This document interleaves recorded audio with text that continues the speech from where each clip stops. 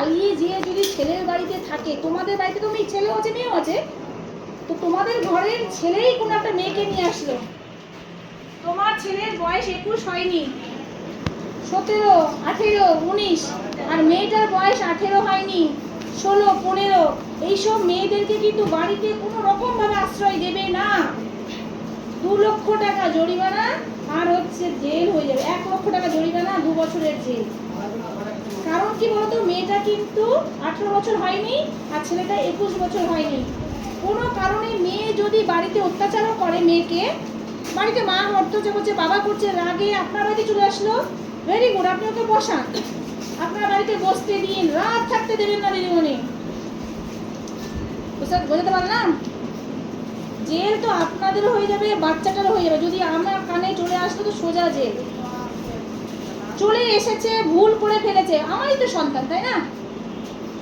ছেলেটাও আমার, তা সেই ছেলেটি যদি একটা সুন্দর মেয়েকে নিয়ে আসে তাহলে সেটাও তো আমার। ছেলের বউ মানে কি আমার কেউ? বাবু, পেটে সন্তান ধরেছি, ছেলে, সেটা যেমন প্রিয়, তো মেয়েটাও আমার প্রিয়, সেটাও আমার পেট থেকে বেরোনো। কিন্তু অন্য ঘরের পেট, অন্য পেট থেকে যখন কোনো একটা মেয়ে বেরোবে, সেটা কি প্রিয় হবে না? সেটাকে প্রিয় করবে। তো তুমি ওকে ভালোবাসতে পারলে তোমাকেও কিন্তু ওই মেয়েটি ভালোবাসবে। নইলে শাশুড়ি তো শাশুড়ি জায়গাতেই রেখে দেবে, বাড়িতে আসবে, 2 দিন পরে ঘর আলাদা করে দেবে, সংসার আলাদা করে দেবে, খানা পিনা আলাদা করে দেবে, হ্যাঁ কি নয়? ওই মেয়েটিকে নিজের মেয়ে ভাবতে হবে। এবার কোনো কারণে যদি 17 বছরের মেয়েটি বা 16 বছরের মেয়েটি বা 15 বছরের মেয়েটি ভুল করে তোমার বাড়ি চলে এসছে, ওকে তুমি ভালো করে বোঝাবে, বুঝে তো বসতে দেবে, খেতে দেবে, ঠান্ডা মাথায় কোনো চিন্তা ভাবনা করতে দেবে না, যতটা পারবে বুঝাবে বুঝাবে বুঝাবে। বাড়িতে এবার ফোন করবে, কোথায়,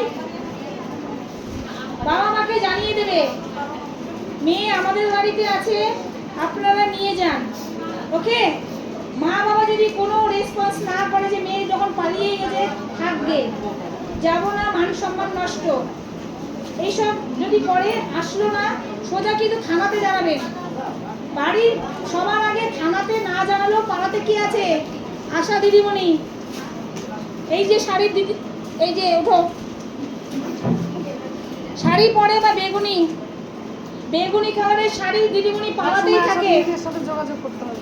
কাকে কাকে তুমি জানাতে পারলে হেল্প পাবে, বুঝতে পারলে?